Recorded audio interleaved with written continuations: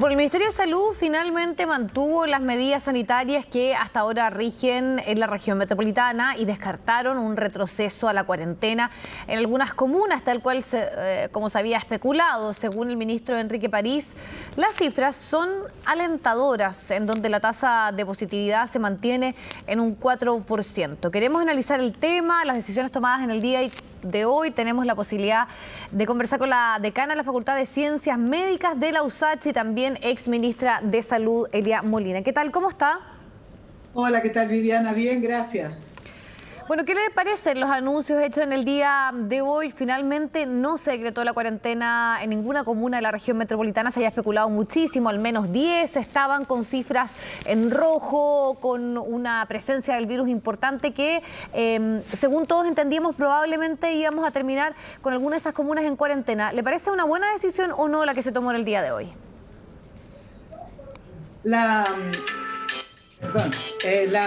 ¿Cómo se llama? Lo que hoy día se mostró en el informe no es una situación muy favorable ni muy alentadora.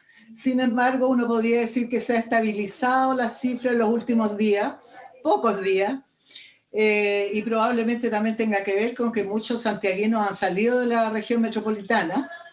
También tiene que ver con cuántos exámenes de PCR se hagan, dónde se toman los testeos masivos, donde hay población de menos riesgo, de mayor riesgo, y eso hace variar de alguna manera también la positividad.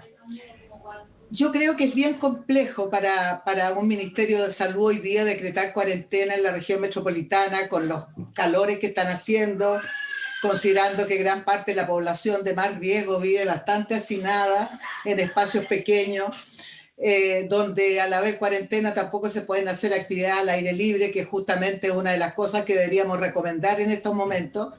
Por lo tanto, yo creo que si uno no va a tomar la decisión de cuarentenar, cuyo único objetivo en este caso sería evitar que la curva se dispare, aplanar la curva, como se llama, para evitar el colapso de los sistemas de salud. Esa sería la indicación de la cuarentena.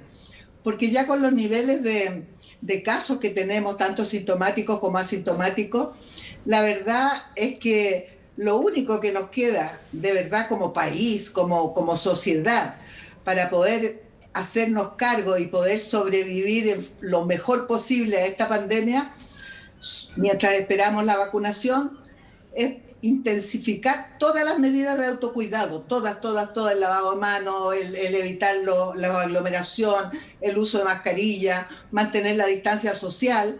Ese es el rol de la gente, de la sociedad. La sociedad podrá hacer todo aquello en la medida también de que el Estado proporcione las condiciones para que el autocuidado pueda ser real.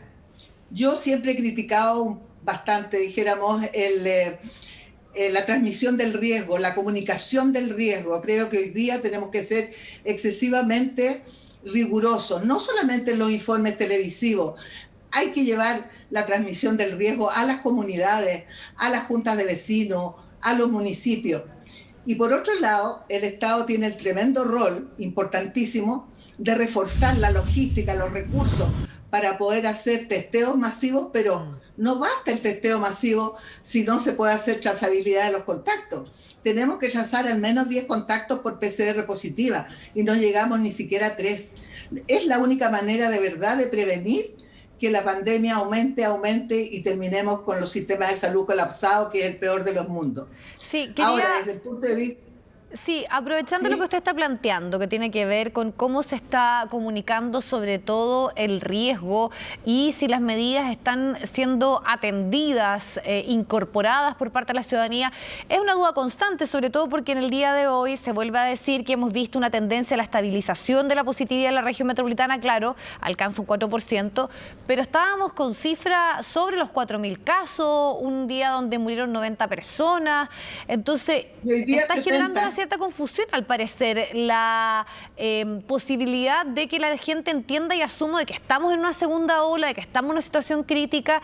¿Y cómo ve usted? Porque entiendo que firmó junto a otros exministros una carta donde precisamente ponen el punto en este aspecto, en cómo se están comunicando las informaciones relacionadas con el COVID. Mire, cuando un experto escucha lo que está diciendo el ministerio, es probable que tenga una capacidad de entender el porqué, las razones, pero para la población general, que no sabe del tema, si escucha un día de que estamos mal en la región metropolitana, que se van a considerar tomar medidas, y al día siguiente se dice que estamos bien, que estamos estables, creo que eso genera confusión. Ahora, lo que se ha dicho es correcto, pero hay que ser muy claro en decir que no estamos bien, que si bien no se van a tomar medidas restrictivas, porque no son lo más aconsejable en este momento, a lo mejor por el verano, por todo lo que significa las vacaciones, pero sí es importante decir que estamos en cifras muy críticas. El otro día se cayó un avión, tuvieron 3 días hablando de las 60 personas que se murieron. Aquí en Chile se cae un avión todos los días y a nadie le importa, ya es parte del paisaje que se murieron 50, que se murieron 60, que no tenían por qué morirse.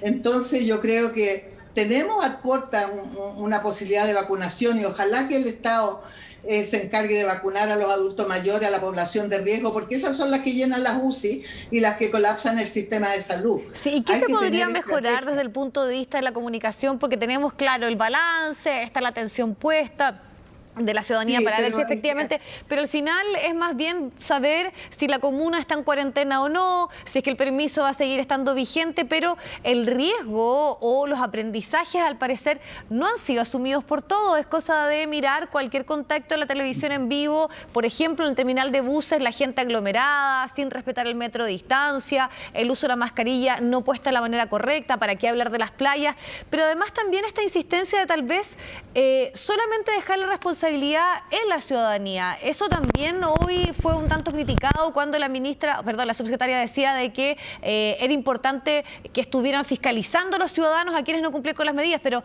uno entiende que también en esto gran parte de esa responsabilidad le cabe a las autoridades, ¿no? Bueno, todos tenemos una cuota de responsabilidad porque cuando yo hablo de transmisión del riesgo, a mí no me parece suficiente un informe cada 2 días donde hay un grupo de expertos, ministros, subsecretarios y otros personajes públicos. Creo que esa es una fuente de información, pero la transmisión del riesgo, que también tiene que hacerse en ese momento, es algo que debe trabajarse en las comunidades, con la gente, en los municipios. Es ahí en el territorio donde hay que educar, donde hay que poner letreros, donde hay que andar con altavoces, donde se tienen que, los sistemas de atención primaria, los consultorios, tienen que tener estrategias particulares justamente para el tema de supervisión, de vigilancia y de transmisión del riesgo. Mucha gente no ve televisión, muchos jóvenes no ven televisión, menos en la mañana. Por lo tanto, hay que buscar todos los mecanismos de información que existan, usar todos los formatos y todas las plataformas, porque si usamos solamente la televisión, es poco probable que lleguemos a la población objetivo, porque, mire, las personas adultas mayores se agravan, se enferman y muchas mueren. Los jóvenes se pueden enfermar, pero se enferman poco y se mueren muy poco.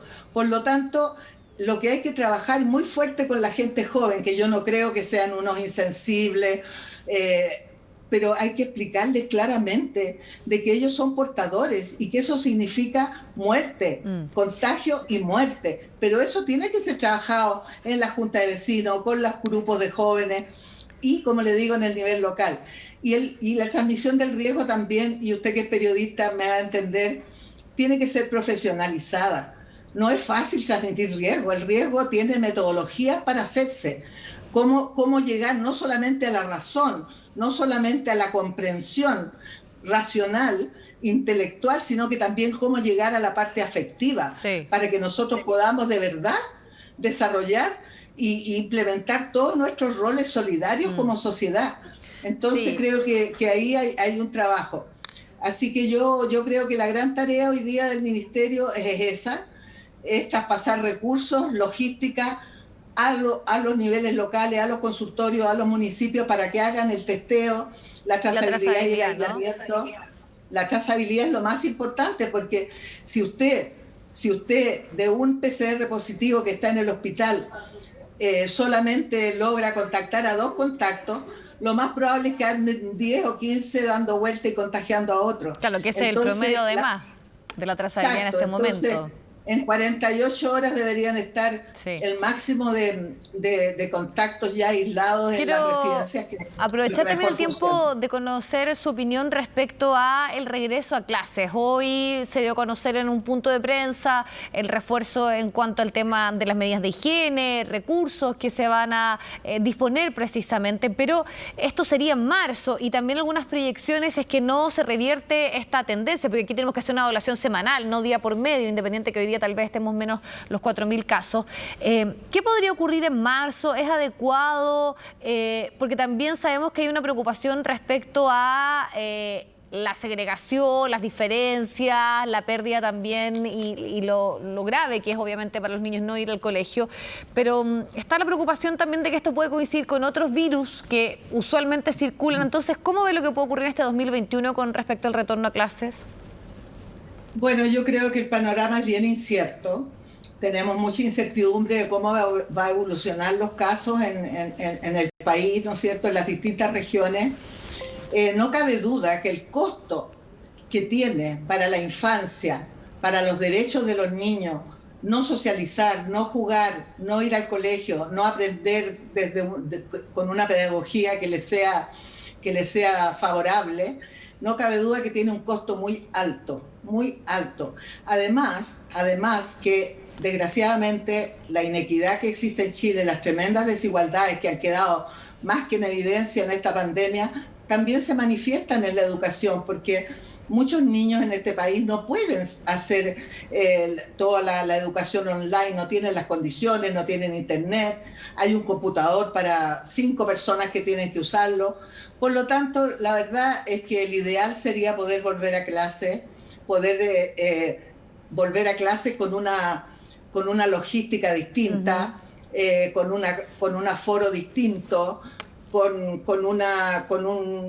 un protocolo muy estricto. Pero me preocupa porque no es solamente que los niños no llegan así por transposición al colegio. Los niños tienen que usar locomoción, la familia se moviliza, van a buscarlo los apoderados al colegio, los profesores, los inspectores. O sea, hay toda una comunidad escolar que no son solo los estudiantes. Entonces hay que mirar esto bien en forma bien integral. Por supuesto que yo soy pediatra y soy especialista justamente en el ámbito del desarrollo infantil y creo que esto va a tener secuelas. Yo creo que este año que han estado los niños, sobre todo en los primeros años de vida, en sus casas, con su mamá trabajando, etcétera, lo más probable es que vamos a tener secuelas y tengamos a lo mejor un aumento de problemas del desarrollo y algunos niveles más altos de retraso del desarrollo. O sea, así a su parecer, independiente de los riesgos, ¿se debe seguir fortaleciendo la idea de un regreso a las clases presenciales en marzo? A ver, no me malentienda. Yo creo que lo mejor que le pueden pasar a los estudiantes es volver a clase. Pero si volver a clase significa riesgo para toda la comunidad escolar, para toda la comunidad escolar, no se puede correr esos riesgos. Lo que tenemos que hacer son políticas, planes y programas para mitigar muchas de las cosas que están ocurriendo por tener la enseñanza online. Entonces aquí hay que mirar las cosas, no son blanco-negro, no son unívocas, o sea, no es lo uno o lo otro, sino que tenemos que ver qué equilibrio podemos tener lo más estable posible para que esté segura la comunidad escolar y no aumente la pandemia con la gran movilidad que exige el traslado y la movilización de los niños desde los hogares hasta los colegios. Sin duda, y para finalizar, claro, que hacerlo... Es lo más difícil, ¿no? Que las medidas y las decisiones que se toman tengan una cierta, podríamos decir, coherencia entre el ideal, que en este caso es sin duda las clases presenciales, versus el resguardo de la salud. En unos 3 escenarios. Sí. Un escenario A, uno B y uno C. Uno de mayor riesgo, de seguir como estamos, online. ¿Y qué va a hacer entonces el Ministerio de Salud para mitigar todos los problemas de la desigualdad para que los que están online puedan hacer realmente educarse? Quiero hacerle Una última pregunta, sobre todo en razón del tiempo, es esta, por lo menos, meta puesta por el gobierno de aquí a marzo tener 5 millones, entiendo, de personas ya vacunadas. Se implementó este plan en los adultos mayores, los que están en residencia. Sabemos que es la población que tiene mayores complejidades al momento de enfrentar la enfermedad, pero la duda está en si se va a poder cumplir, porque finalmente uno entiende que hay una estrategia detrás del plan de vacunación para poder obviamente bajar los contagios y el virus circulando. Entonces, de eso también depende el regreso a clase, el tema laboral. Entonces, ¿cómo ve estas metas, esta proyección hecha en marzo, que es bien, podríamos decir, una expectativa bien alta, ¿no? La cantidad de personas que debiesen estar vacunadas. Yo creo que es imposible, perdone que sea tan tajante, pero es imposible tener 5 millones de personas vacunadas de aquí a un mes más, porque en realidad falta muy poco para marzo, o a 2 meses más, pongámosle los 2 meses, por varias razones. Una es la logística que se requiere, pero también tiene que ver que no tenemos 5 millones de vacunas. Han llegado unos cuantas décimas de miles de 20.000, 40.000, 60.000 vacunas, que no son nada. Solamente los trabajadores de la salud son 240.000 funcionarios. Después, el 15% prácticamente de la población chilena es mayor de 65 años. Entonces, y si no hay disponibilidad de vacunas, es muy poco probable que tengamos posibilidades de vacunar 5 millones de personas. Yo sería la más feliz si así fuera, pero lo veo poco probable, como le digo, porque no disponemos de las vacunas, porque no tenemos la logística y porque lo que se ha visto en otros países, incluso han tenido países con bastante desarrollo del sistema de salud, han tenido grandes problemas, incluso han perdido muchas vacunas porque no han podido mantener la cadena de frío o porque lo han puesto en lugares donde se privilegian poblaciones muy específicas. En fin, yo creo que acá se requiere una planificación tremendamente detallada y muy protocolar, muy científica para poder abordar las poblaciones de mayor riesgo. En primer lugar, trabajadores de la salud, adultos mayores, y también yo creo que hay que considerar si hay una postura de volver a clase, hay que vacunar a los profesores, hay que vacunar también a los niños, no, porque esta vacuna no sirve para niños, es solo para adultos, pero por lo menos a todo el personal que trabaja con los niños. Le agradecemos el tiempo, la posibilidad de conversar y seguir analizando este último balance y sobre todo lo que puede estar por venir, ¿no? Así que le agradecemos la posibilidad de este contacto. Que esté muy bien, muchas gracias. Bueno, quizás lo último para decirle hasta luego, que también es importante, ya que tenemos una estabilización acá, lo que está pasando en las 3 regiones donde están concentrados los veraneantes, hay que poner también ahí mucha atención. Sobre todo porque está en una situación crítica desde el punto de vista de la capacidad de la salud. Muchísimas gracias, que esté muy bien. Chao, que estén bien.